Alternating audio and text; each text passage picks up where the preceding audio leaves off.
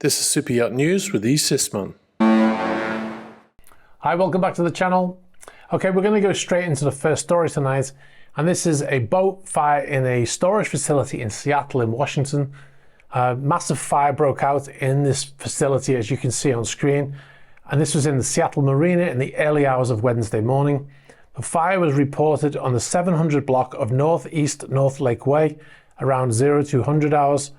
The Seattle Fire Department and the Coast Guard were in attendance, and reports have suggested there were over 40 boats being stored in the facility, and as many as 42 of those boats may have been destroyed. We have a short video here from the Deputy Chief of the Seattle Fire Department. As soon as we got here, the flames were probably 50 to 75 feet in the air, pretty good column of black smoke. Right now we are in the mop-up stages of the fire. The fire is under control. There's a lot of void spaces because of all the boats that are piled up on each other, and so there's a lot of void spaces, and we're just surgically trying. We've moved from 2.5 lines, which is our big hose, to our small hose, so we can kind of surgically attack it. The fire started in the boats, and the building was an exposure, so it was extending to the building. Talk about the damage.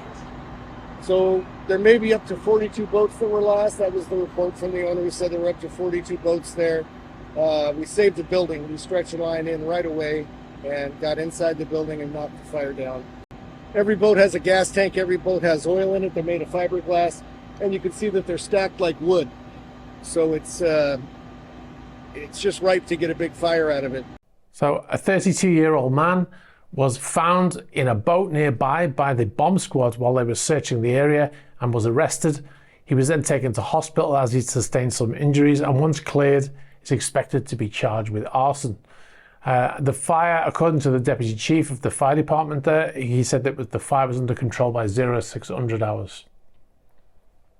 All right, so we'll move straight on now to our main story. And this is a research ship that has toppled over in a dry dock facility in Leith in Scotland.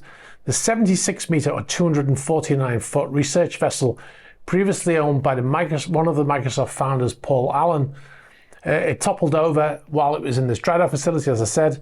The vessel, which is named RV Petrel, had been placed on keel blocks in the dry dock for work on the hull and had fallen, hitting the dry dock wall during very high winds.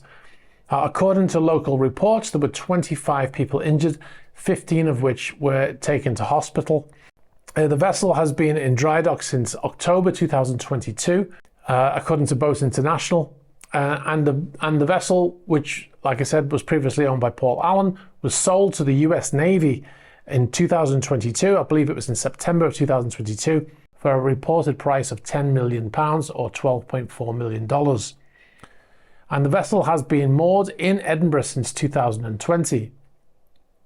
Now, Allen had a keen interest in military wreck history, and he used this boat to go and do search and recover or find various ships that had been lost over the years. As an example, HMS Hood, which was the flagship of the Royal Navy, and was sunk in World War II by the German ship Bismarck in 1941. They found that and they recovered the ship's bell from it, actually. Another vessel was the USS Indianapolis, which was the ship that delivered the first atomic bomb components to the base where the atomic bomb was assembled. That was in 1945. These vessels were all lost at some point during the war. And the USS Hornet, which was an aircraft carrier, which played a big role for the US after the attack on Pearl Harbor. So this boat, Petrel, was able to find these wrecks and recover ship's bells wherever possible. Now, there's no word on what caused the vessels to list over and fall over like this. Some of the media outlets have been suggesting the high winds were the cause, but that would be very, very unusual for the wind. Obviously, they take into account the wind when they take these vessels out of the water like this. It's more likely to do with the supports for the hull or the keel blocks. Now, you're probably thinking the easiest way to right this vessel would be just to reflood the dry dock to refloat the vessel, right?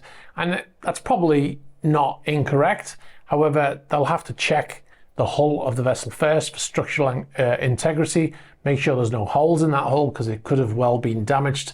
You know, if they reflood the dry dock, then it just starts to take on water, and then you've got a whole new problem. So they'll probably do that, and that will probably most likely take some time.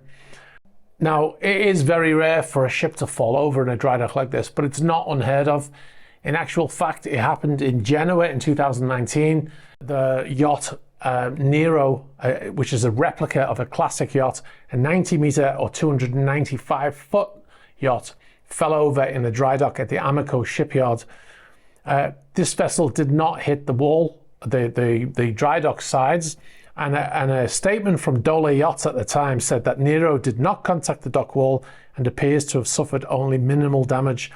And Boat International said it was expected to be back in the water and ready for charter very soon. However, that yacht did not move from that dry dock for over a year.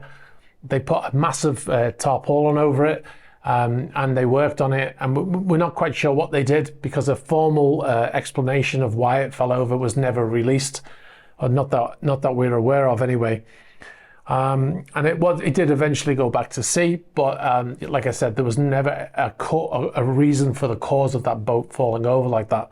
Like I said, the media are suggesting it was high winds, and there were high winds at the time, and it may have contributed to it, but I think it's very unusual that wind alone would have caused this to happen.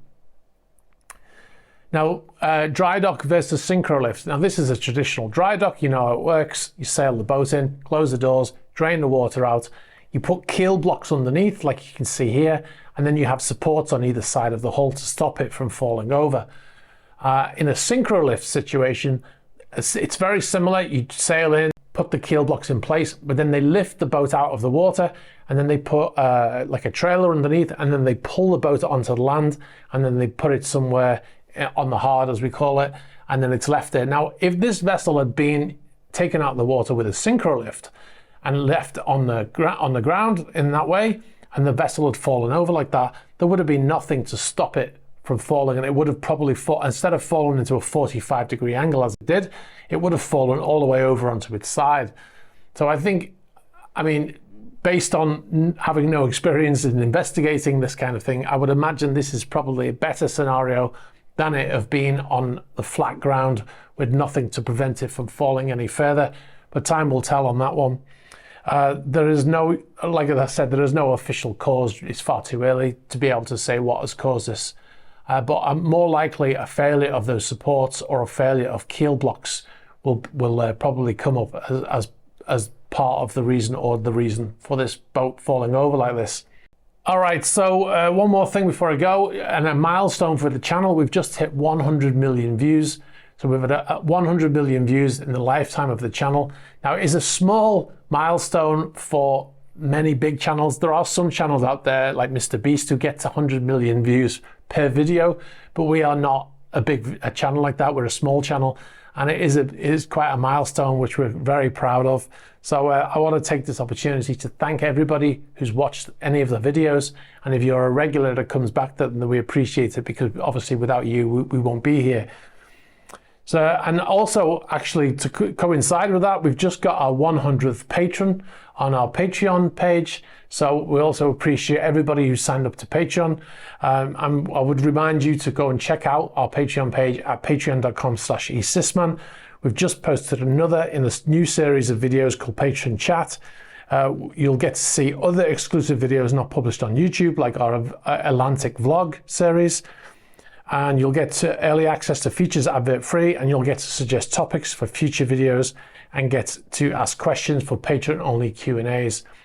All right, if you've got any information about either of these stories here or any other stories, please be sure to get in touch. You can get us through the About page of the YouTube channel. You can get us on Instagram, on Facebook Messenger, and you can also get us on Threema.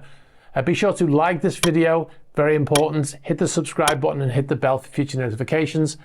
And yeah, we'll catch up with you soon, guys. Thanks very much for watching. Bye-bye. Unbelievable.